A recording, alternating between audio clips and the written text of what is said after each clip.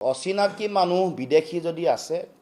কোনে ধৰিব দায়িত্ব কোনে দিছে সাংবিধানিকভাৱে মুখ্যমন্ত্ৰী চৰকাৰ আগৰ চৰকাৰবোৰে নকৰিলে তেওঁ কিয় নকৰিলে 10 বছৰ তেওঁ বেলেগক দুখ জাপি দিয়াতকৈ তেওঁ কাম কি কৰিলে কেইগৰাকীক ভোটাৰ তালিকাৰ পৰা নাম কৰ্তন কৰিলে ৰাষ্ট্ৰীয় নাগৰিকপঞ্জী কিয় উন্নীতকৰণৰ কাৰণে উচ্চতম ন্যায়ালয়ত শপতনামা কিয় দিয়া নাই যোৱা ৰাষ্ট্ৰীয় নাগৰিকপঞ্জীৰ চূড়ান্ত তালিকা ওলোৱাৰ পাছত বিজেপিয়ে ক'লে যে ইয়াত বিদেশী মানুহৰ নাম আছে আমিও কৈছোঁ বিদেশী নাম ভুৱা তথ্য পাতিৰে সোমাইছে কিয় শপতনামা আজিলৈকে দিয়া নাই ডিটেনশ্যন কেম্পত থকা মানে ডি ভোটাৰ কিমান কেছ সেটেল কৰিলে হিমন্ত বিশ্ব শৰ্মা চৰকাৰে শ্বেতপত্ৰ দিয়কচোন অসম চুক্তিৰ 6 নম্বৰ দফা কিয় আজিলৈকে কাৰ্যকৰী কৰিব পৰা নাই কিয় কেন্দ্ৰীয় চৰকাৰৰ গৃহ সচিবগৰাকীয়ে সত্যেন্দ্ৰ গাৰ্গে কিয় চহী নকৰিলে এখন প্ৰতিবেদন গ্ৰহণ কৰিবৰ কাৰণে কেন্দ্ৰীয় গৃহমন্ত্ৰীয়ে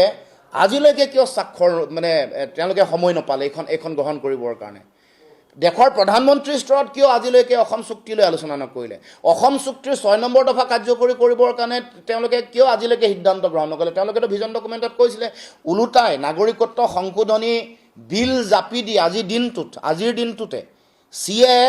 অসমৰ মাটিত জাপি দি অসম চুক্তিৰ 5 নম্বৰ দফা শেষ কৰিলে নিষেধ কৰি দিছে তাৰমানে অসম চুক্তিৰ আত্মাক হত্যা কৰিলে 860 জন শ্বহীদৰ আত্মাক দ্বিতীয়বাৰৰ বাবে তেওঁলোকে হত্যা কৰিলে তাৰ পাছত তেওঁলোকে আকৌ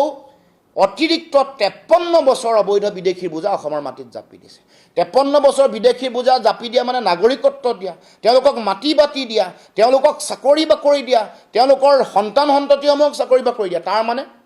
বিজেপি চৰকাৰ বিদেশীৰ ৰক্ষক অবৈধ বিদেশীক তেওঁলোকে নাগৰিকত্ব দি তেওঁলোকৰ ল'ৰা ছোৱালীক চাকৰি বাকৰি দিছে